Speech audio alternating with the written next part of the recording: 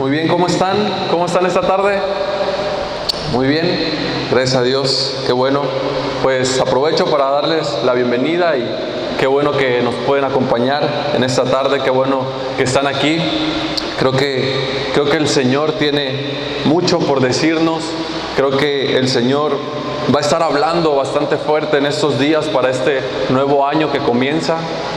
Así que preparemos nuestros corazones para recibir la palabra y mantengámonos con expectativas muy altas de lo que el Señor puede hacer, porque tenemos un Dios que es poderoso, tenemos un Dios que es bueno, tenemos un Dios que es fuerte y que sin duda alguna tiene cosas grandes para nosotros como iglesia local y de toda la iglesia en general de igual manera.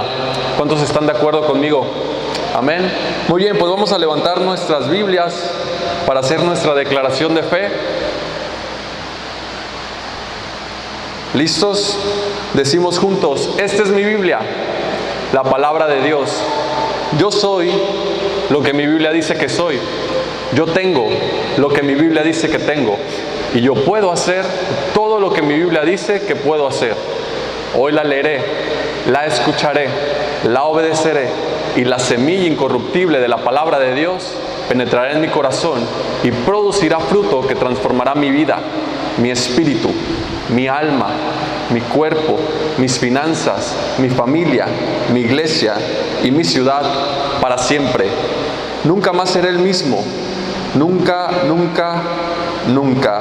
Amén y amén. Muy bien, pues para comenzar te invito a que me acompañes rápidamente al Evangelio de Mateo. Al Evangelio de Mateo, capítulo 4, versos del 18 al 25. Mateo 4, versos 18 al 25.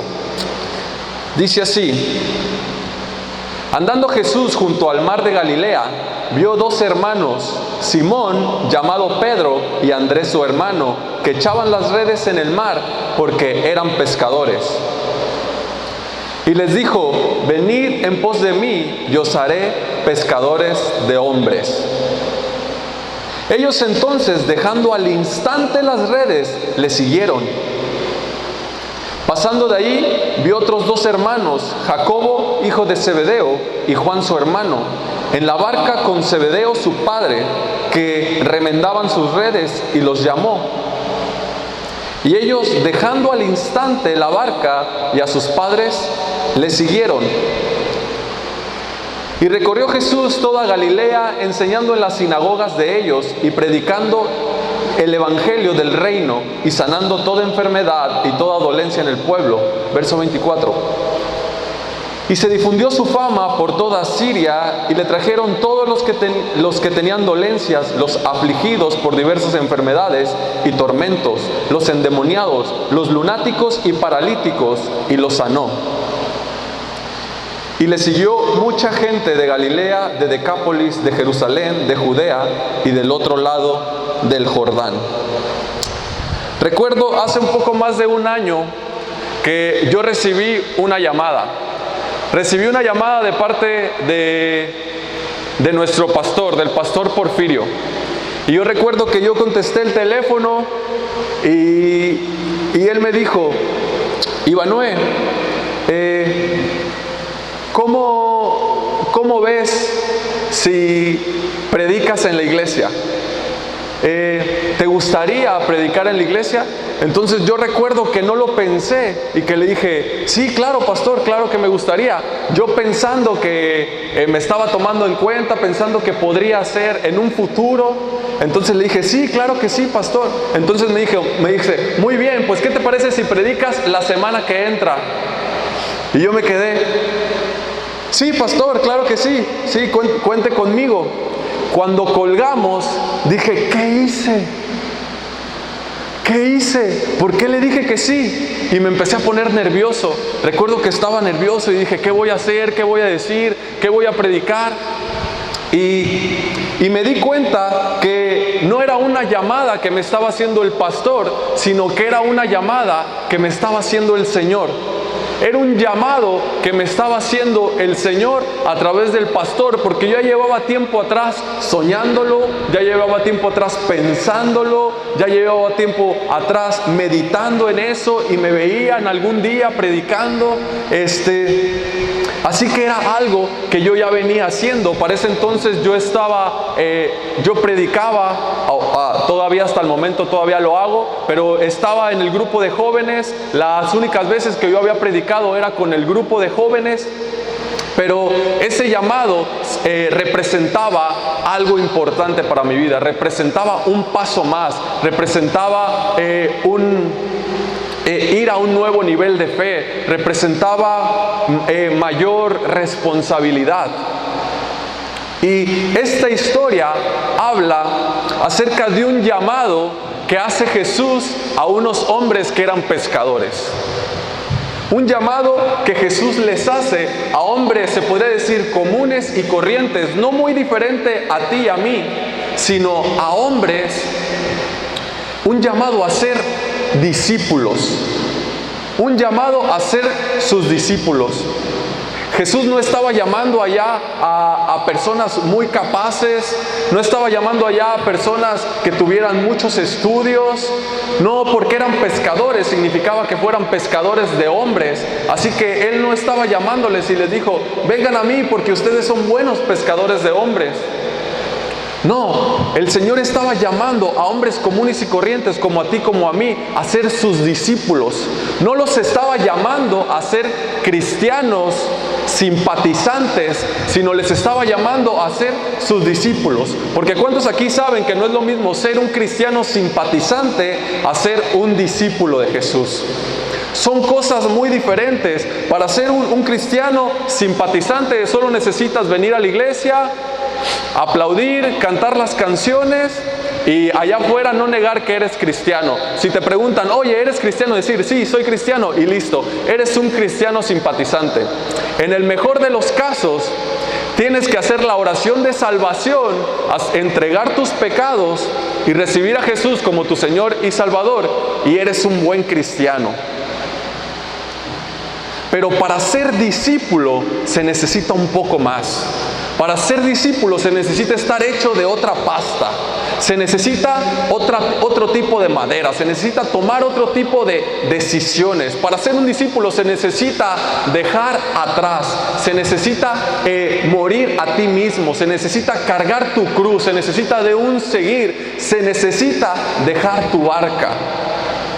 Vemos que los discípulos al instante dejaron su barca. Y el título del mensaje del día de hoy es Bájate de tu barca.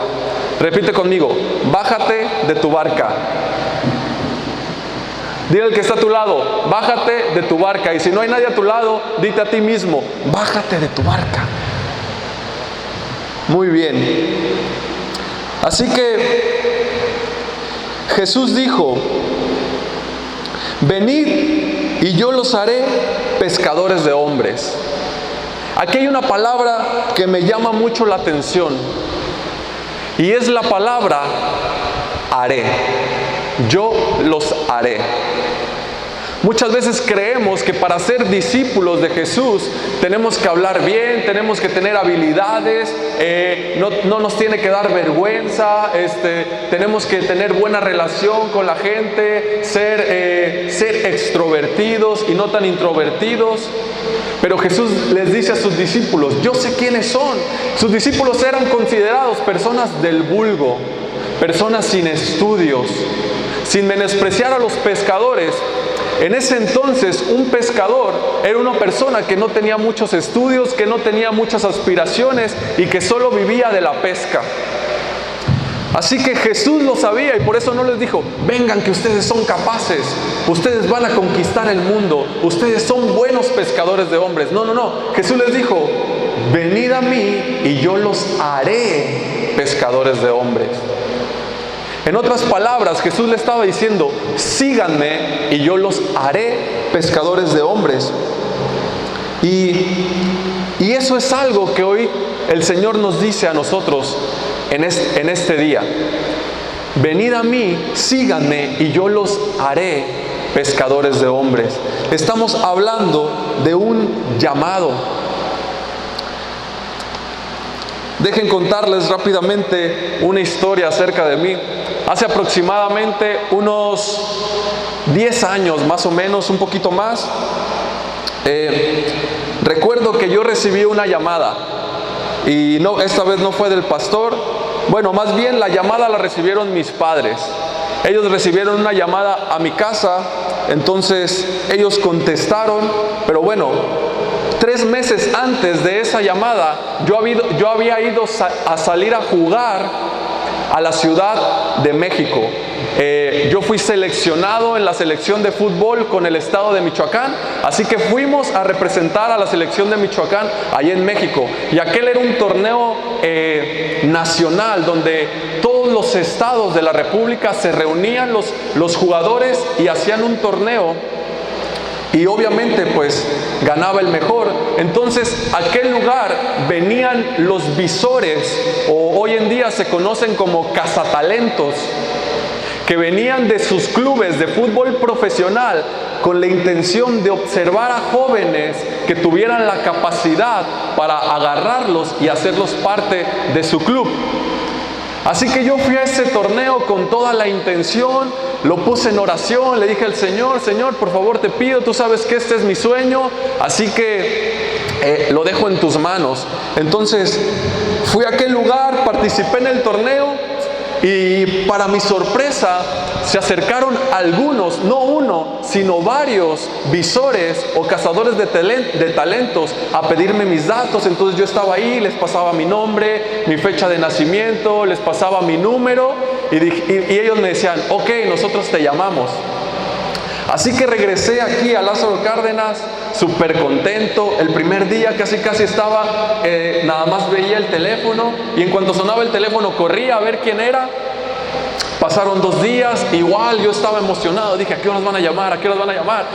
Tercer día, pasaron 3 y bueno, dije, bueno, tal vez están algo ocupados. Pasó una semana y dije, bueno, a lo mejor los papeles por ahí lo están ordenando, ¿no? ¿Dónde estaban los datos? Están archivando, no sé. Pasaron 15 días y yo dije, ya está. Se traspapelaron los papeles, tal vez no vieron a alguien más y al final a mí no me llamaron. Pasó un mes y yo ya había perdido todas las esperanzas. Después de un mes, mis padres reciben esa llamada. ¿Y saben dónde estaba yo? Estaba entrenando. Estaba entrenando cuando llamaron a mi casa, entonces yo regresé a la casa, yo ni me lo esperaba y mis papás me llamaron y me dijeron, oye Ivanoel, ¿qué crees? Le dije, ¿qué pasó? Y ellos me dijeron, recibimos una llamada del club. Ellos quieren que tú viajes a la ciudad de Guadalajara y te integres a sus fuerzas básicas para que juegues con ellos profesionalmente. Entonces aquello fue una noticia que a mí me agarró en shock. Yo me quedé como frío y ellos me dijeron, y si tú decides que sí, nosotros te vamos a apoyar, nosotros estamos contigo, y si tú lo decides, tienes que estar allá el lunes. Me llamaron un viernes por la tarde y yo tenía que estar allá el lunes. ¿Eso qué representaba? Representaba dejar mi familia, dejar mi casa, dejar mi escuela, dejar mis amigos, dejar mi estilo de vida, dejar todo lo que yo tenía en ese momento y hacer un cambio radical en mi vida para ir hasta aquella ciudad y vivir allá para cumplir un sueño. Así que inmediatamente dije, pues yo me voy, hice mi maleta y todo, arreglé y ese día y el domingo en la noche yo estaba saliendo y el lunes por la mañana muy temprano amanecí en la ciudad de Guadalajara. Y bueno, después de ahí se vienen muchas historias, toda una travesía y muchas cosas muy buenas. Pero lo que te quiero dar a entender es para que tú te imagines un poco lo que significaba el llamado a estos hombres. El llamado, ellos dicen que al instante dejaron sus barcas y le siguieron. Que al instante dejaron lo que estaban haciendo y le siguieron. O sea, no lo dudaron. Ahora tú te podrás imaginar, pero ¿cómo así? ¿Cómo es que dejaron todo y le siguieron? Porque en ese entonces Jesús todavía no era un profeta, un maestro conocido. Él apenas comenzaba su ministerio. Así que no era alguien como que dijeran, wow, yo tengo que ir.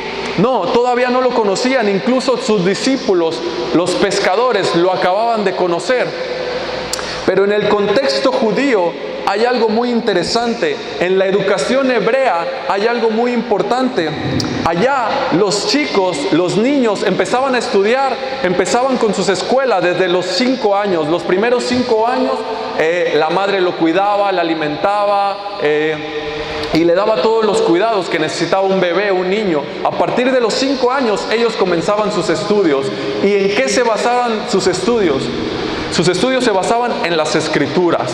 Tenían como fundamento la Torá, la palabra de Dios.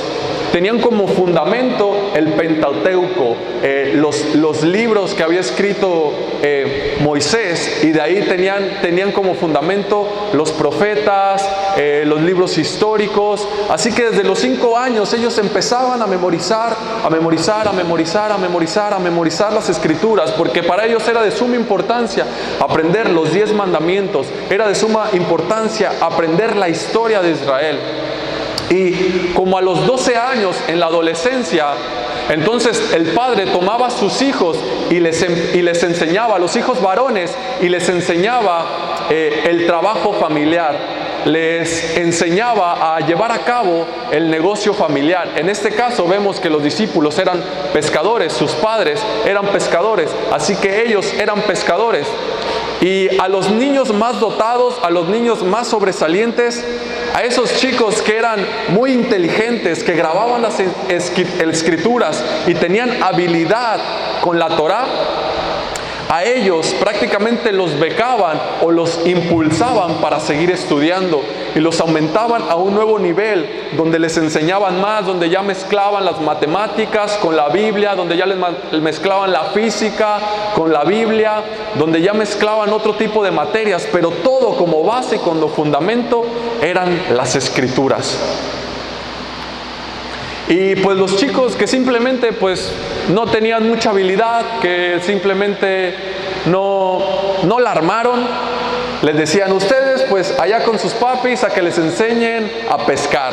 Ustedes se van a dedicar a la pesca porque acá en las Escrituras pues ya vimos que no tienen mucha chance. Y los que seguían en las Escrituras, después a los más sobresalientes, a los que tenían más habilidad, a los que les encontraban más dones con la palabra de Dios, los mandaban como si fueran becados a estudiar con los mejores maestros en Jerusalén.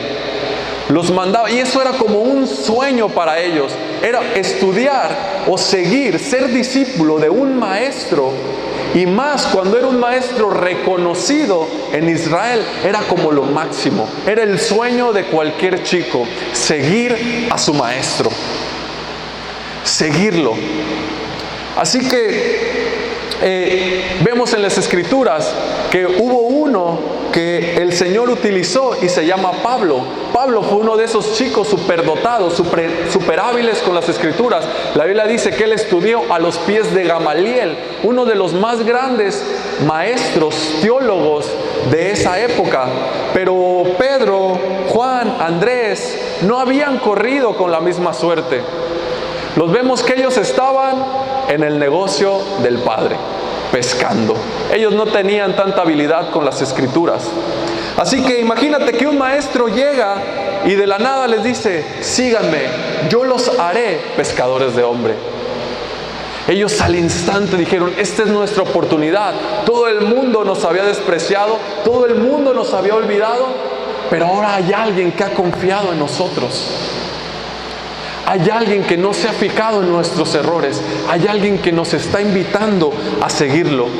Y esa palabra lo cambió todo. Síganme, venid a mí y yo los haré pescadores de hombres. Al instante dejaron sus redes, al instante lo siguieron. Y eso es un llamado que el Señor hoy en día nos hace también a nosotros. Sígueme y yo te haré pescador de hombres. Sé mi discípulo y yo te haré que seas pescador de hombres. Pero, ¿qué es un discípulo? ¿Qué es ser un discípulo? Y yo busqué googleé lo que significa la palabra discípulo, y de acuerdo con el diccionario, discípulo es la persona que recibe enseñanza de su maestro, que lo sigue, que defiende las ideas y doctrinas y las utiliza, y utiliza los métodos de su maestro. Eso es ser un discípulo. Y en aquel tiempo, ser un discípulo iba mucho más allá de simplemente seguir a su maestro. Ser un discípulo era algo más profundo, era algo más interesante. Los discípulos no solamente eran discípulos que seguían a su maestro, sino prácticamente eran esclavos de su maestro. Esclavos en el buen sentido de la palabra, esclavos por amor. Ellos querían hacer todo lo que su maestro les decía, querían seguirlo, y ellos observaban todo el tiempo a su maestro, cómo se movía, cómo hablaba, cómo solucionaba los problemas, cómo hacía las cosas. Todo el tiempo estaban observando qué podían aprender de su maestro. Y ellos hacían todo lo que su maestro les decía. ¿Recuerdan a Jesús que les decía: vayan y sigan a ese que trae el cántaro? Y ahí iban. Vayan y preparen la cena. Y ahí iban. Vayan de 2 en 2 y prediquen. Y ahí iban. Vayan y tráiganme un burrito. Y ahí iban y se lo traían. Lo hacían todo. Así que yo imagino a sus discípulos viendo a Jesús, todos expectantes, viendo ahí cómo Jesús hablaba, cómo Jesús hacía las cosas, porque la finalidad era aprender al máximo de su maestro. Así que si Jesús agarraba el pan y le mordía como así, entonces sus discípulos también veían a Jesús, agarraban el pan y le mordían así. Si Jesús iba caminando por un lugar donde había muchas ramas, me imagino que los discípulos corrían rápidamente y quitaban las ramas para que Jesús pasara. O no sé, qué sé yo, si Jesús al tomar la copa, agarraba la copa así con las 2 manos y bebía, entonces sus discípulos igual trataban de agarrar la copa con las 2 manos y veían a Jesús y trataban de hacerlo igual. ¿Por qué? Porque ellos querían ser como su maestro. Su sueño era ser como su maestro, y aún mejor, aún superar a su maestro, porque el sueño de todo maestro es que sus alumnos lo superen. Hablando de un maestro que no es egoísta. ¿Y cuántos saben que Jesús no era egoísta? Jesús les dijo: y mayores cosas harán ustedes. Mayores cosas de las que me han visto hacer a mí, ustedes las harán. Pero aquí hay un secreto. No significa que sus discípulos iban a ser mejores que Jesús. No significa que iban a hacer cosas más grandiosas que Jesús, sino que ellos las harían por el poder de Jesús. Jesús iba a hacer cosas mayores a través de ellos, aún mayores de las que Jesús había hecho por sí solo. Él haría cosas en sus discípulos y a través de ellos. El sueño de los discípulos era después convertirse en un maestro, era convertirse y ser más reconocido que su maestro, llevar el evangelio, predicar la palabra de Dios, enseñar del temor de Dios y cambiar el mundo.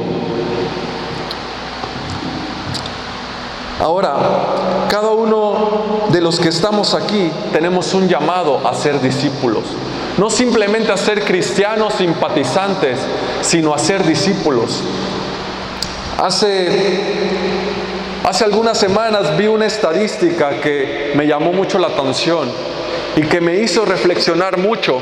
Esta estadística decía que si un cristiano, un solo cristiano dedicara 1 año de su vida discipulando a una persona, es decir, que durante 1 año ese cristiano tomara a alguien y le enseñaba a leer la Biblia, le enseñara a orar, le enseñara los mandamientos, le enseñara a tener el temor del Señor y le guiara en las Escrituras, que al paso de 1 año ya no serían 1, sino 2. ¿Cuántos dicen, wow? ¡Qué gran revelación! Pero después de ese año, esos dos, tomara un discípulo cada uno y les enseñara lo mismo, les guiara las escrituras, les enseñara a orar. Después de otro año, ya no serían 2, sino 4. ¡Wow!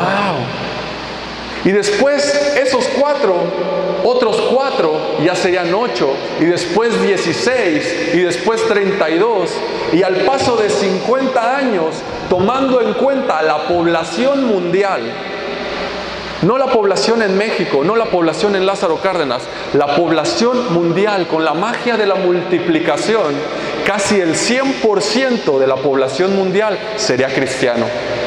Saca la cuenta, con uno solo.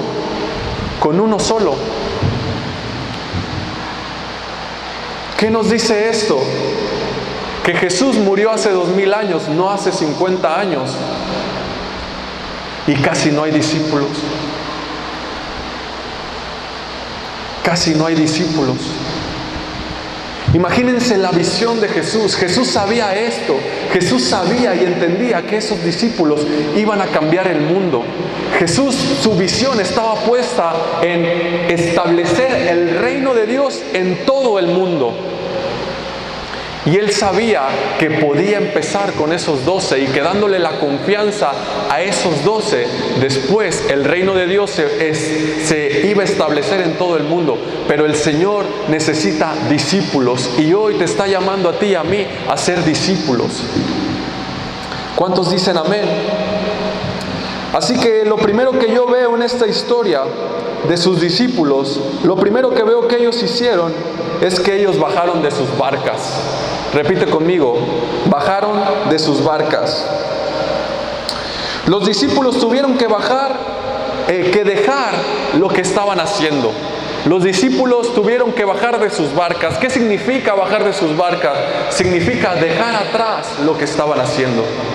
Significa dejar de pensar un poco en ellos.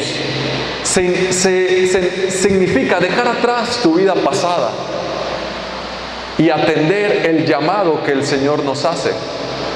Ahora yo les quiero preguntar a cada uno de los que están aquí, ¿cuál es tu barca? ¿Cuál es tu barca? ¿Qué es ese lugar que te impide seguir? ¿Qué es ese lugar que te impide ser un discípulo? ¿Qué es eso que te está impidiendo seguir a Jesús? ¿Qué es eso? ¿Cuál es tu barca? ¿Cuál es esa barca de la cual tienes que bajar? Puede ser un pecado tal vez. Puede ser un pecado que no has podido dejar. Un pecado que te tiene atrapado. Un pecado que ha logrado meterte en tu cabeza que tú no eres capaz, que tú no eres digno de seguir a Jesús. Un pecado que ha causado en tu conciencia cierto remordimiento y que te dice, no, yo no creo que pueda ser, yo no lo merezco. Yo no creo que pueda ser un discípulo de Jesús por mi estilo de vida, por lo que hago, no creo. Pero Jesús te dice, yo te haré, ven, sígueme. Tu barca no necesariamente tiene que ser un pecado. No necesariamente tiene que ser algo malo.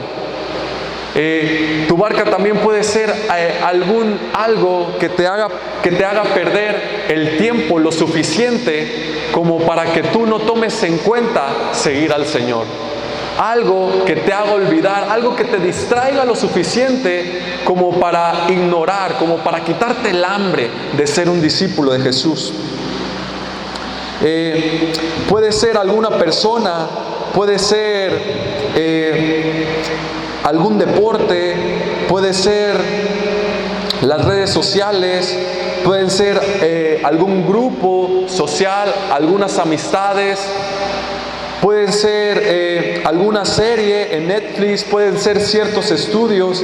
¿Qué está haciendo tu barca? ¿Qué es eso que te impide? ¿Qué es eso que te quita demasiado tiempo para seguir a Jesús? Voy a ser bien sincero contigo y me voy a confesar delante de ti. Me di cuenta que mi barca estaba haciendo este aparatito. ¿Cuántos conocen este aparatito?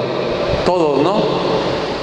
Este aparatito que se ve tan insignificante, que muchas veces creemos y decimos, no pasa nada, es el celular, que a veces ni lo tomamos en cuenta, a veces no creemos que sea un problema, sino todo lo contrario, creemos que es algo bueno, y es verdad, es algo bueno, pero cuando este aparatito me empezó a mí a alejar de Jesús, me empezó a distraer lo suficiente como para no seguir al Señor, como para no pasar tiempo con el Señor. Cuando pasaba más tiempo cara a cara con este aparatito, siendo deslumbrado por la luz que sale de aquí, en vez de pasar tiempo cara a cara con el Señor, siendo deslumbrado por su luz de su palabra, me di cuenta que me encontraba en mi barca. Ay, Emanuel, no seas exagerado. De verdad, no exagero cuando lo primero que hacía cuando me despertaba era mirar mi celular y a ver si tenía algunos mensajes. Cuando lo primero que hacía, lo último que hacía cuando me dormía era mirar mi celular. A ver, no sé, ahí distraerme. Y eso que yo no tengo redes sociales. Yo no manejo el Facebook, no manejo el Instagram, no manejo ese tipo de cosas. Tengo el WhatsApp, alguna aplicación de algunas noticias y cosas como esas. Pero eso es suficiente para que yo fuera distraído por mi celular. Hay un daño que nos está haciendo el celular y que hoy en día no se habla de eso. No se habla del daño que el celular les está haciendo a las personas. ¿Te parece exagerado lo que estoy diciendo? ¿Te parece exagerado? Cuenta el tiempo. Cuenta cuánto tiempo pasas en tu celular, en tus redes sociales, deslizando con el dedo ese aparatito y después compáralo con cuánto tiempo pasas con la palabra de Dios, cuánto tiempo pasas cara a cara con el Señor. No sabes qué tan hundido estás en esta barca hasta que haces un ayuno de eso. Y yo te quiero confrontar, haz un ayuno de tu celular y te vas a dar cuenta qué tan hundido, qué tanto estás en esa barca y que te impide salir.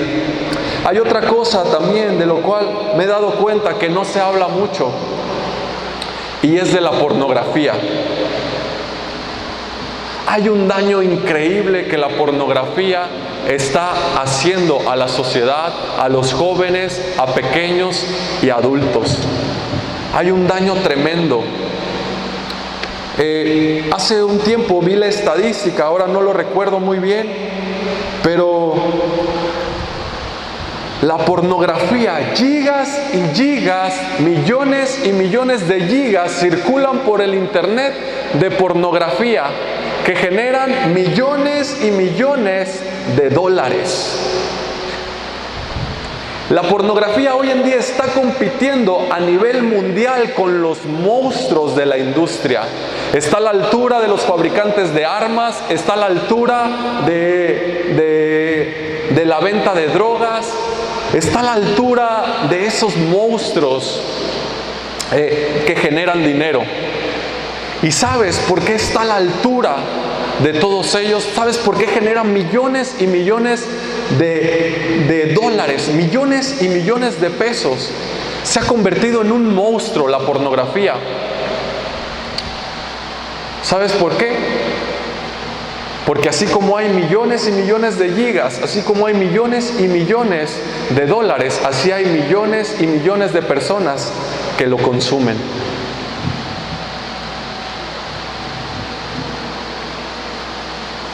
Y te repito, no vi la estadística, pero aproximadamente, y no exagero, de cada 10 personas, 6 o 7 consumen pornografía. El 60 o el 70% consumen pornografía. Ahora, yo te pregunto, tus hijos, ¿cuántos compañeros tienen en la escuela? Tal vez 30 en su salón, 40. De esos 40 alumnos, ¿en cuál crees que esté tu hijo? ¿En cuál estás tú? ¿En el 30% que no la consume o en el 70% que sí la consume? Y Yo he podido darme cuenta el daño que esto está haciendo a la sociedad en general.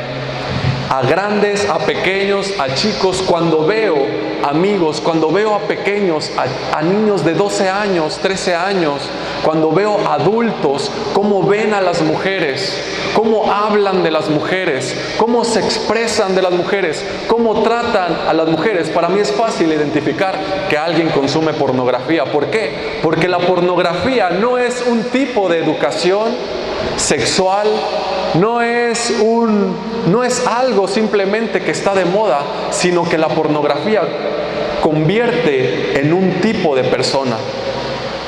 La pornografía te va convirtiendo, te va trastornando la mente, te va cambiando el corazón, que termina convirtiéndote en eso que consumes. Y mira, te lo digo yo, no lo escuché, no simplemente lo vi en las estadísticas. Yo consumía pornografía. Y qué lucha, qué guerra para dejarla. Gracias a Dios, gracias al Señor que pude vencerlo. Pero qué difícil, qué lucha.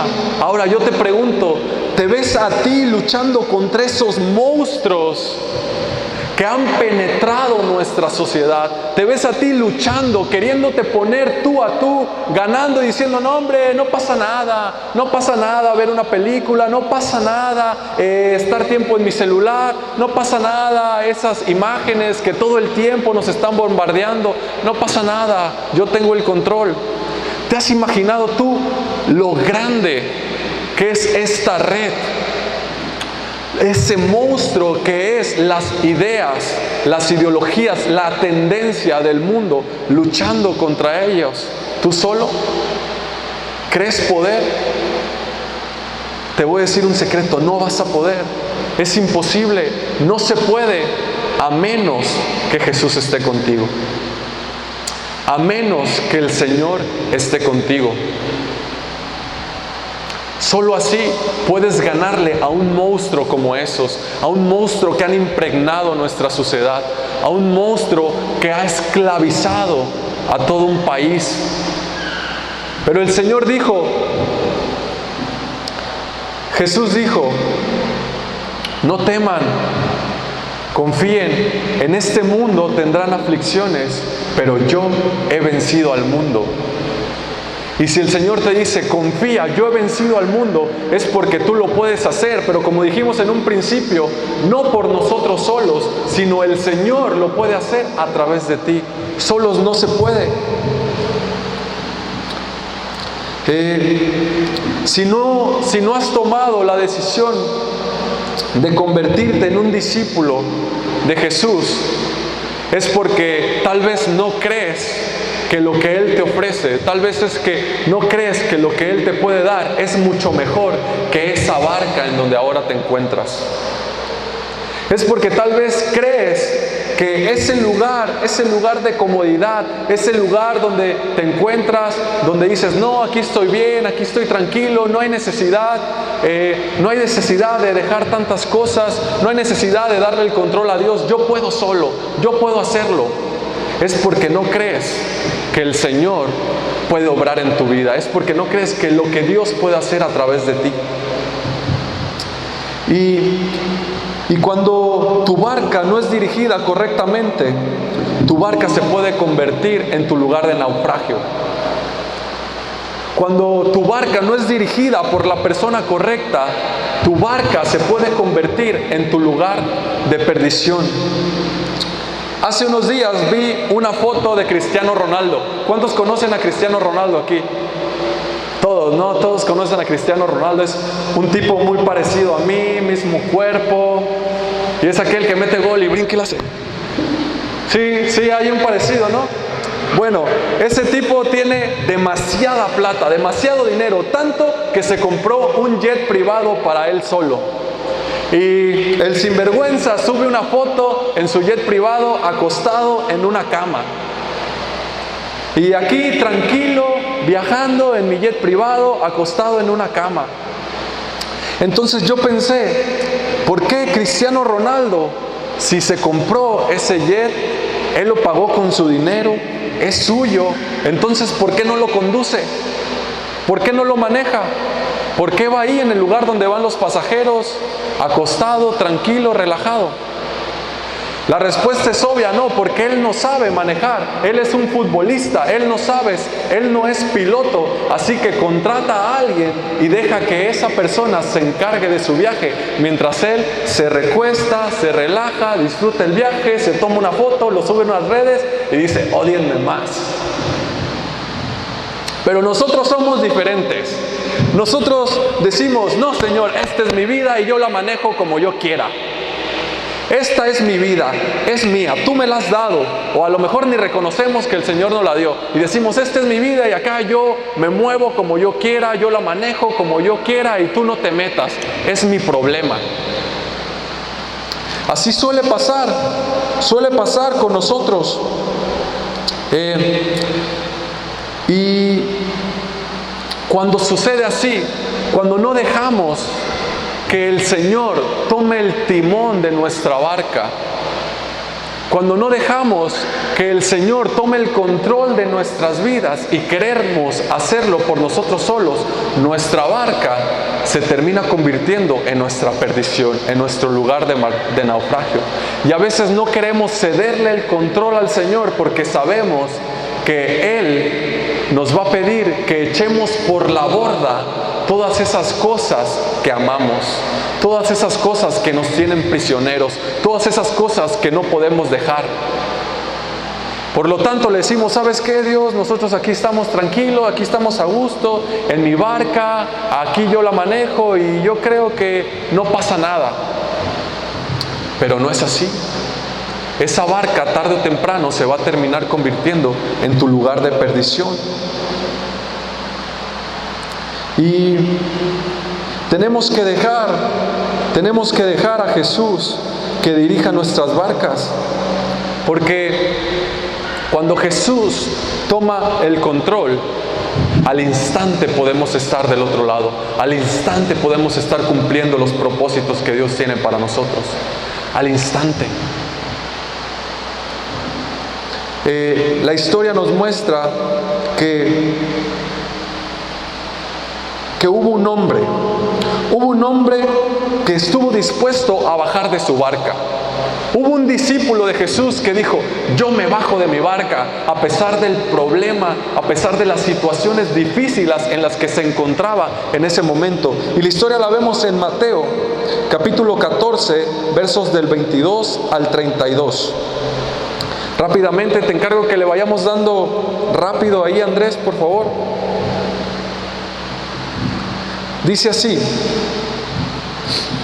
enseguida Jesús hizo a sus discípulos entrar en la barca e ir delante de él a la otra ribera, entre tanto que él despedía a la multitud.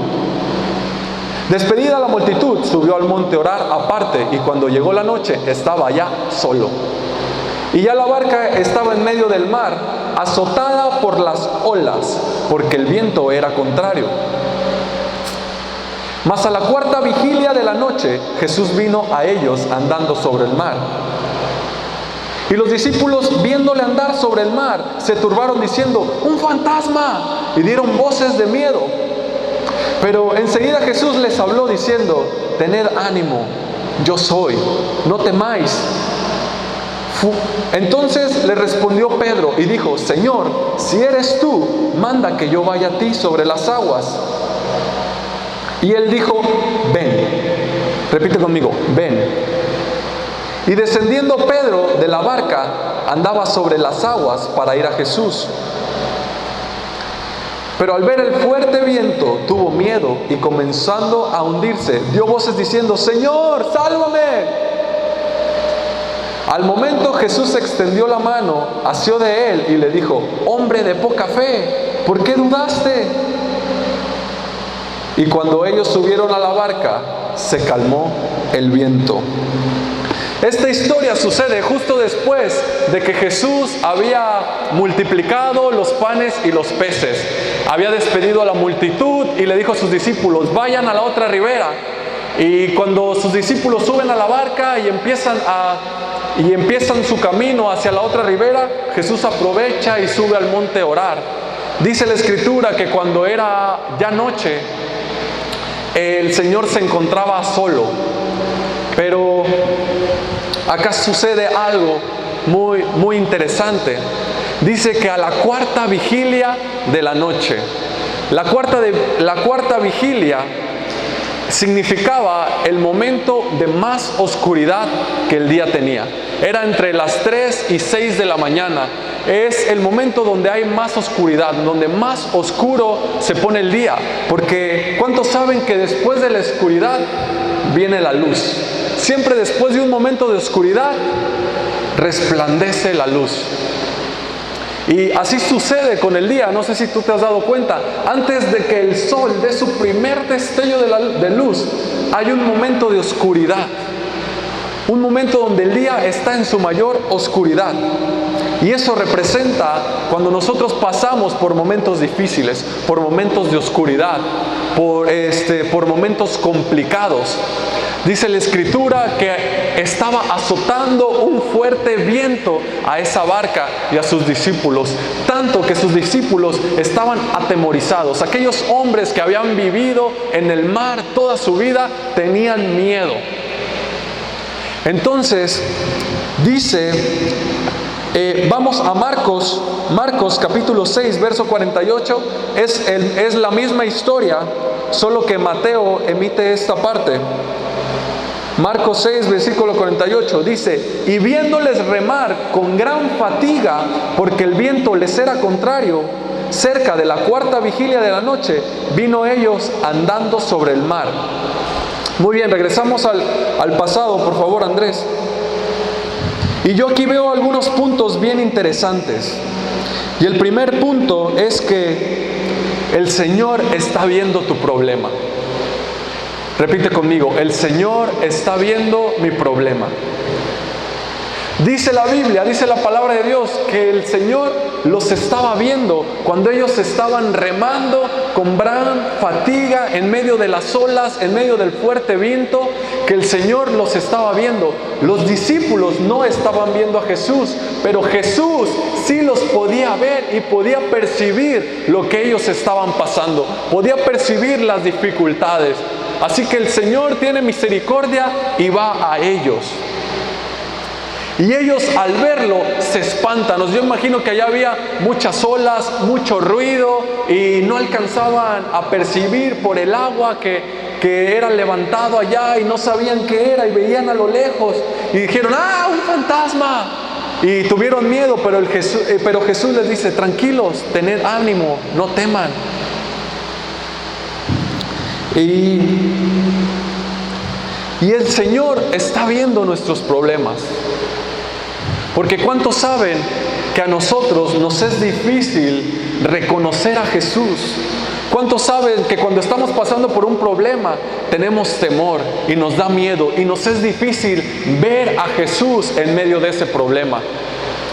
A los discípulos les pasó igual, estaban pasando por un momento difícil en la tormenta, en la noche, en el fuerte viento, y no podían reconocer a Jesús. Era su maestro y no le reconocían. Porque cuando hay problemas nos es difícil, pero el Señor les dice: tengan ánimo, confíen, yo soy, aquí estoy. Y es lo mismo que el Señor nos dice hoy a nosotros: tranquilo, confía, yo sé la situación que estás pasando, sé lo que te está sucediendo, sé cuál es esa barca en la cual te encuentras pasando dificultades. Confía en mí, yo soy. Y el segundo punto es que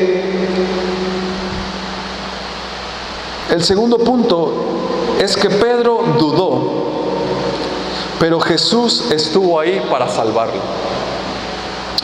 El segundo punto es cuando Pedro tiene miedo. Vimos que les dice: tranquilos, tengan ánimo. Y ese Pedro que sabía que era un discípulo de Jesús, ese Pedro que ya había pasado algo de tiempo siguiéndolo, ese Pedro sabía que si era el Señor, entonces él podía hacer lo que el Señor estaba haciendo. Pedro sabía que si su maestro, ese hombre a cual estaba siguiendo, él sabía que un discípulo está llamado a hacer lo que su maestro hace. Él sabía que si Jesús, su maestro, estaba caminando sobre las aguas, entonces él también podía hacerlo. Y el segundo punto es eso. Pedro dio un paso de fe. Pedro caminó sobre las aguas.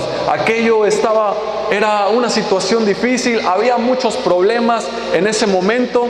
Pedro no alcanzaba a reconocer, pero escuchó la voz de Jesús y dijo: Señor, en este momento no puedo reconocerte muy bien en mi vida debido a la situación que está pasando, pero si eres tú, llama a que yo vaya.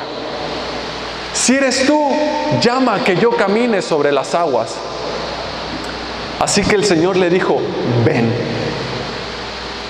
ven. Les voy a contar algo y no sé si me crean, pero el Señor está de testigo que es verdad. Hace un tiempo yo me encontraba con unos amigos nadando en una alberca, estaba en una piscina. Así que mis amigos no eran creyentes, no eran cristianos, o tal vez eran simpatizantes, pero no eran creyentes en sí. Y yo estaba allá con ellos en la alberca, estábamos pasándole muy bien. De repente yo me salí de la alberca y me paré justo a la orilla de la alberca. Y mis amigos estaban allá bañándose y yo les dije: voy a caminar sobre el agua. Y ellos entre risas así como diciendo: estás muy tonto, ¿cómo vas a caminar sobre el agua? Y yo les dije: sí, voy a caminar sobre el agua. Y ellos como entre risa y risa, pero no me quitaban la mirada. Así que no me van a creer lo que pasó, pero yo di el primer paso.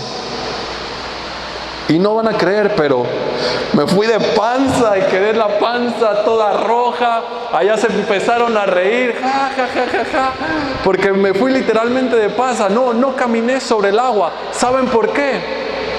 Porque yo no estaba caminando como lo hizo Pedro. Yo no estaba caminando sobre una palabra como Pedro lo hizo. Jesús le dijo: ven. Y eso fue suficiente para que Pedro caminara sobre el agua. Pedro, antes de caminar sobre el agua, caminó sobre ese ven, sobre ese sígueme. Así que literalmente Pedro estaba caminando sobre el agua, porque la Biblia dice que caminó. La Biblia dice que caminó. Y hoy nosotros también podemos caminar sobre la palabra. No como yo, que me fui de panza y que acabé todo rojo. El tercer punto, el tercer punto es que el Señor no está enojado contigo. Repite conmigo: el Señor no está enojado conmigo.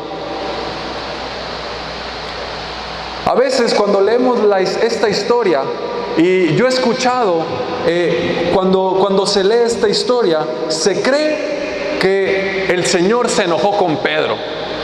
Que Pedro le dijo: hombre de poca fe, ¿por qué dudaste? Pero yo no creo que el Señor se haya enojado con Pedro. Más bien creo que sucedió todo lo contrario. Creo que el Señor le dio gusto que Pedro le haya seguido. Yo no creo que el Señor lo haya levantado y le haya dicho: Pedro, hombre de poca fe, ¿por qué dudaste? Y más bien creo que fue diferente. Y te lo quiero mostrar. Emma, ¿me ayudas, por favor? ¿Puedes pasar? Quiero mostrarte cómo yo creo que fue en aquel momento.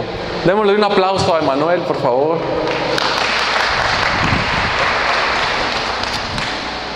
Emanuel me contó hace unos días que él creía que el Señor se enojaba porque nosotros hacíamos algo malo.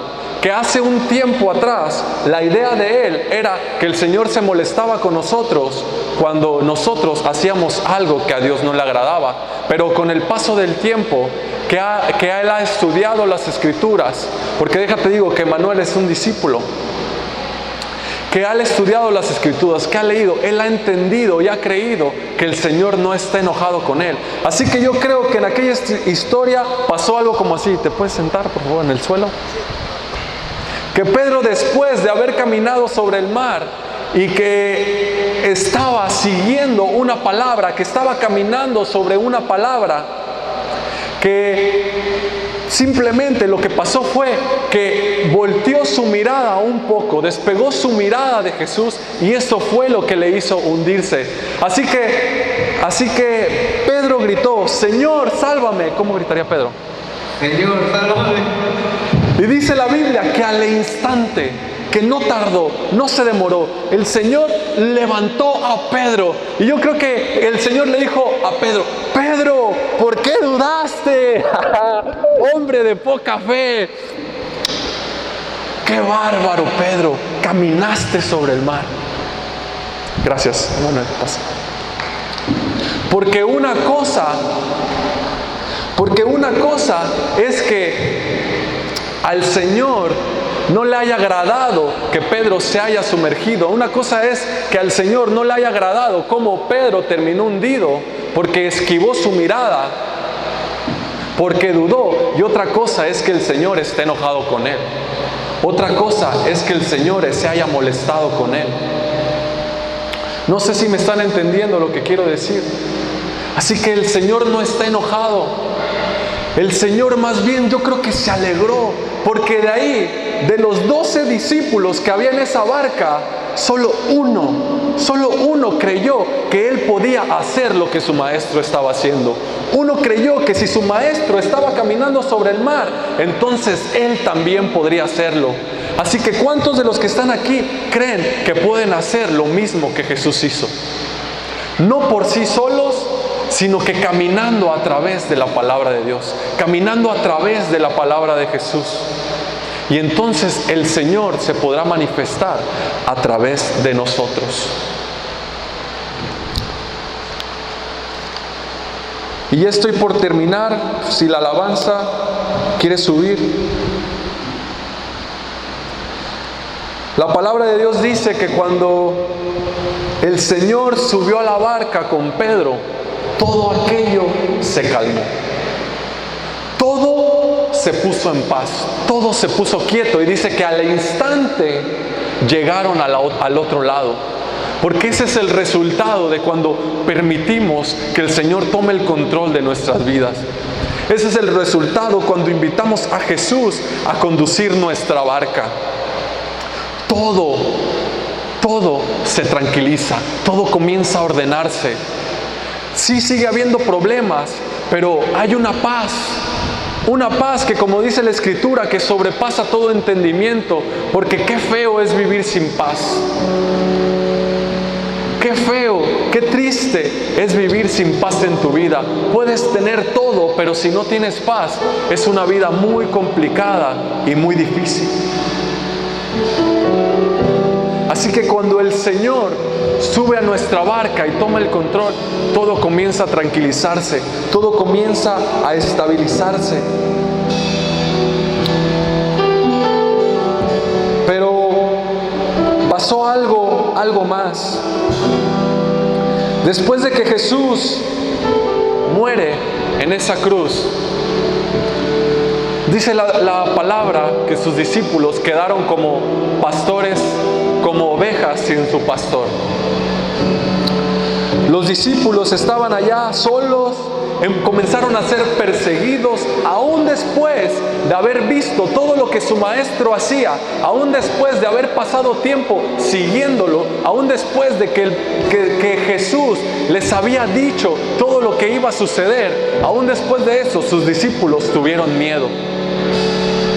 ¿Y saben a dónde regresaron? Regresaron a ese lugar de donde el Señor los había llamado, a su barca. Acompáñenme a Juan capítulo 21. Juan capítulo 21.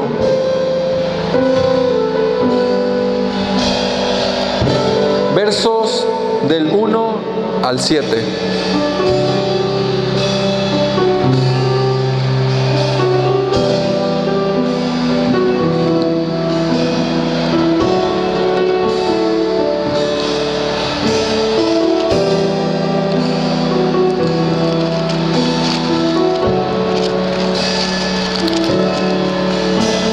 Dice así: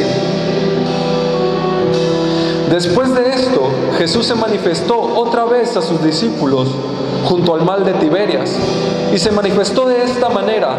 Estaban juntos Simón Pedro, Tomás llamado el Dídimo, Natanael el de Caná de Galilea, los hijos de Zebedeo y otros 2 de sus discípulos. Simón Pedro les dijo: voy a pescar. Ellos le dijeron: vamos nosotros también contigo.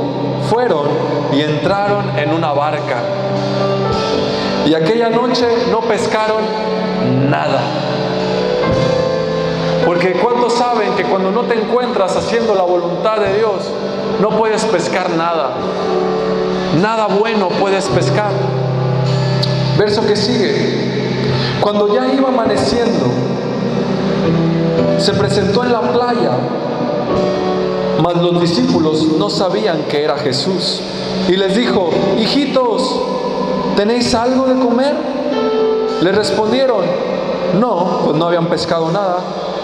Él les dijo: echad la red a la derecha de la barca y hallaréis. Entonces le echaron y ya no podían sacarla por la gran cantidad de peces. Entonces aquel discípulo a quien Jesús amaba dijo a Pedro: es el Señor. Simón Pedro, cuando oyó que era el Señor, se ciñó la ropa porque se había despojado de ella y se echó al mar.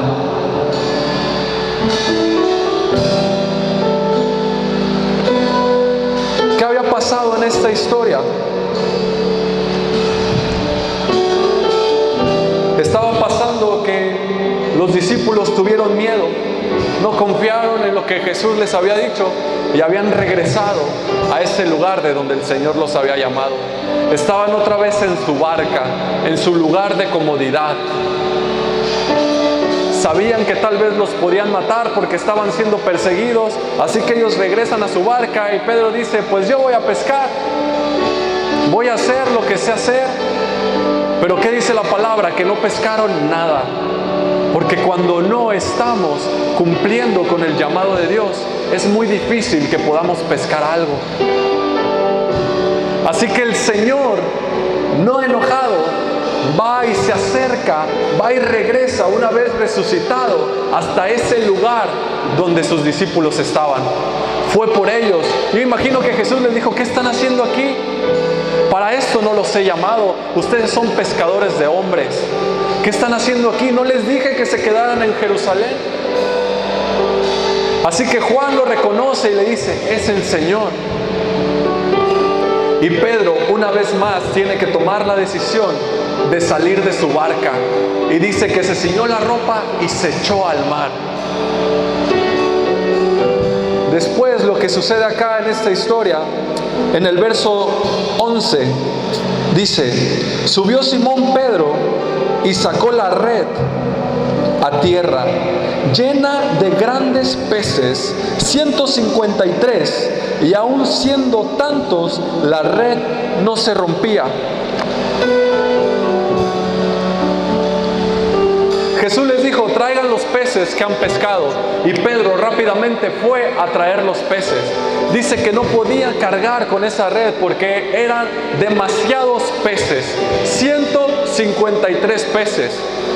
Según teólogos dicen que 153 representa cada una de las especies de peces que hay en el mar de Galilea. Que hay 153 peces en el mar de Galilea. Y que en el alfabeto hebreo, que tiene 22 letras, a cada letra se le da un número. Cada letra tiene un número y con eso lo utilizan para hacer mensajes, para enviar mensajes, para hacer códigos. Y al momento de descifrar el número 153, describe la palabra yo soy. Yo soy. ¿Qué le estaba diciendo el Señor a Pedro? Pedro, tú no has sido llamado para esto. Yo te he llamado a que vayas y prediques el Evangelio a toda especie, a toda cultura que hay en el mundo. Yo te he llamado que introduzcas la red del Evangelio por todo el mundo. Yo te he llamado a que lleves mi palabra por todo el mundo, porque yo soy Yahvé, yo soy Dios. Y a eso te he llamado. Así que baja de tu barca y sígueme. Baja de tu barca y cumple con lo que yo te he llamado. Y hoy el Señor nos dice lo mismo. Baja de tu barca. Yo te haré pescador de hombre, porque yo soy. No importa lo que has pasado, no importa lo que has hecho, no importa cuál sea tu barca, baja y sígueme. ¿Cuántos dicen amén? Así que ahí donde estás, te invito a que te pongas de pie.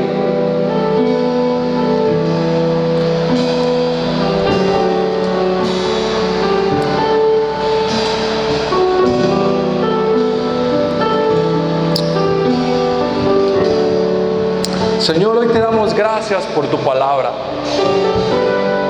Gracias, Señor, porque tu llamado, antes que ser una gran responsabilidad, es un gran privilegio. Gracias, Señor, porque tú no nos has dejado solos. Gracias porque tú nos has invitado a ser partícipes de tu gloria. Gracias porque tú nos has invitado a ser parte de ese plan maestro, de ese plan grande de establecer tu reino aquí en la tierra. Yo te pido por cada uno de los que estamos aquí, por cada uno de los que te escuchamos, de los que tenemos el privilegio y la oportunidad de escuchar tu palabra, que nos des un corazón dispuesto a seguirte, porque no necesitamos talentos ni habilidades, no necesitamos ser capaces, porque eso tú ya nos lo has dado, porque eso tú lo repartes y das como tú quieres, porque sabemos que lo que necesitamos es disponibilidad. Te pedimos por un corazón valiente, un corazón de discípulo, capaz de seguirte. Te pedimos por valor para dejar nuestras barcas, y yo te pido por cada uno de los que estamos aquí, que tú nos ayudes, que tú nos des fuerza para salir de esa barca, para renunciar a ella, para dejarla atrás y convertirnos en uno de tus discípulos. En el nombre de Cristo Jesús. Amén. Dale un aplauso al Señor. Después de que sucede todo esto, si tú tienes la oportunidad de leer el libro de los Hechos, te vas a dar cuenta que esos mismos hombres, ese hombre como Pedro, que era considerado un hombre del vulgo, un hombre que había fallado, un hombre sin aspiraciones, un hombre sin estudios, después lo verás predicando la palabra de Dios con convicción, con denuedo. Donde Pedro se paraba, sucedía algo increíble. Se convertían miles y miles. La Escritura dice que por donde pasaba Pedro y la sombra tocaba a alguien, esa persona sanaba. Vemos a un Pedro sanando enfermos, levantando paralíticos, siendo el líder de la primera iglesia. Vemos a un Pedro haciendo cosas increíbles. Y todo lo que hacía, lo hacía en el nombre de Jesús, porque sabía que no era Él, sino que era Jesús en Él quien hacía todo, porque había entendido que Jesús era lo más importante, porque había entendido que Jesús era lo principal, porque había entendido que su pasado no importaba, sino que Jesús era lo primero y lo más importante. Se ve esta misma historia de Pedro cuando caminó sobre el mar en el Evangelio de Mateo y en el Evangelio de Marcos. Marcos fue alguien que no fue discípulo de Jesús. De hecho, se cree que Marcos fue discípulo de Pedro.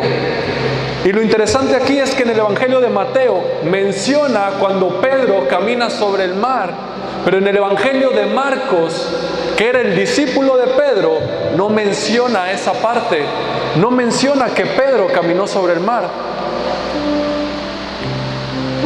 Y yo creo que Pedro, al estar discipulando a Marcos y contándole todas las hazañas que el Señor había hecho y contándole todo lo que Jesús hacía y transmitiéndole la palabra de Dios y transmitiéndole el temor de Dios, y le estaba contando de Jesús y estaba hablando de Jesús con pasión, cuando llegó a esa parte omitió lo que él había hecho y no lo contó, porque yo creo que Pedro creyó y dijo: yo no me puedo llevar el crédito. Acá lo más importante fue lo que Jesús hizo. Y mientras Marcos escribía, yo creo que Pedro omitió esa parte porque dijo: lo más importante es lo que Jesús hizo. Lo más importante es lo que el Señor puede hacer. Amén. Así que te invito a que le des otro fuerte aplauso al Señor. Gracias a Dios. Que la bendición de Dios, Padre, Hijo y Espíritu Santo se encuentre sobre cada uno de nosotros, para que el día en que el Señor venga, porque volverá, te encuentre a ti y a mí reunido, bajando de nuestras barcas y siguiéndolo como fieles discípulos. Lo que así lo creemos, decimos amén y amén. Quedamos despedidos, que Dios los bendiga.